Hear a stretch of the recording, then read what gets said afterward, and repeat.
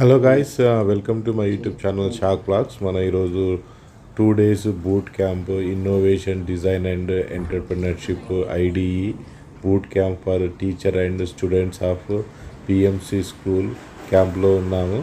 So ఈరోజు మనము innovation, అదేవిధంగా ఐడియా డిజైన్ ఎంటర్ప్రినర్షిప్ గురించి నేర్చుకుందాం. అదేవిధంగా స్టార్టప్స్ ఎట్లా చేయాలో కూడా మనము తెలుసుకుందాం.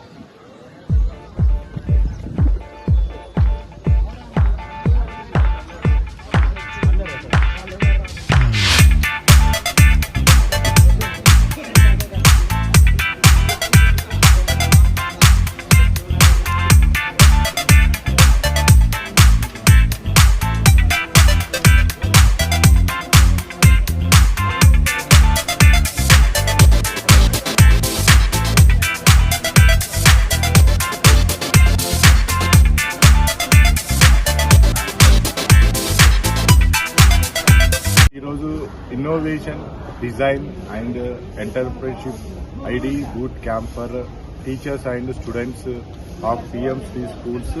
సో 2 days బూట్ క్యాంప్ అనేది Vardhan college of engineering college లోపల అటెండ్ అవ్వడం జరిగింది. సో ఈ 2 days బూట్ క్యాంప్ లోపల మనకి ఇన్నోవేషన్ అంటే ఏంటిది, సో ఇన్నోవేషన్ అనేది ఎలా చేయాలి, ఇన్నోవేషన్ ఐడియా అనేది ఎలా ఉండాలి. Innovation is a process of the creating new and improving existing products, service, process or business models to meet involving customers needs stay ahead of the competition.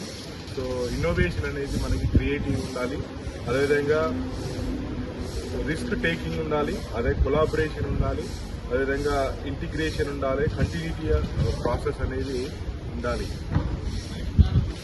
మాట్లాడినట్లయితే design refers to the international creation of plan, concept and specification for a product system. So problem solving ఉండాలి, creativity ఉండాలి, visualisation ఉండాలి, implementation అనేది ఉండాలి. ఇది innovation accessible to everyone. Third వచ్చేసి entrepreneurship. So boot camp లోపల entrepreneurship is a process of designing and launching and running a new business and venture, typically with the goals of earning profit. So idea అనేది generate చేయాలి, risk taking తీసుకోవాలి, planning చేయాలి, financing చేయాలి, execution చేయాలి, adoption చేయాలి. So ఇలా చేసినట్లయితే మనకి మన ఇన్నోవేషన్ ఐడియాకి ఎంటర్‌ప్రెన్యూర్‌షిప్ అనేది దొరికే అవకాశం ఉంటుంది. సో మామూలుగా ఈ రోజుల్లో ఇన్నోవేషన్ ఐడియా అనేది 3 నుంచి 4% చేయడం జరుగుతుంది. మిగతా 96% అనేది అంత ఇన్నోవేటివ్గా ఉండట్లేదు. సో కాబట్టి think route the problem to find out the innovation idea.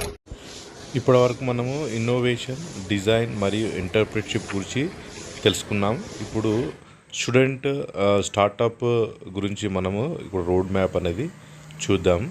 So ఇందులో ముఖ్యంగా why consider startup as a career option. మనకి why should students start up to have control over your job and life, you do that you love and therefore never get bored and luxury of time, more risk taking ability, lower substantiable. Their mind is sharp and more energetic, passionate about everything and make a difference. ఇక్కడ మనకు social impact and economic impact అనేది ఇవ్వడం జరిగింది. So ఇవి కూడా students startup ఎంచుకోవడానికి అవకాశం ఉన్నటువంటి reasons. Next 35 out of 109 unicorn in India have been founded by student founders as per campus funds and criteria. So ఇక్కడ self assessment, identify your skills and strength, determine your passion and increase evaluate your risk tolerance. Step 1 లోపల ఇవి భారతదేశంలో ఉన్నటువంటి unicorn companies. 8,000 crores turnover ఉన్నటువంటి కంపెనీని మనము unicorn కంపెనీస్గా మనం చెప్పడం జరుగుతుంది. సో దీంట్లో మనకి లిస్ట్లో చూడొచ్చు. Next identify a problem, understand customer pain and identify problem that needs solving, conduct market market research.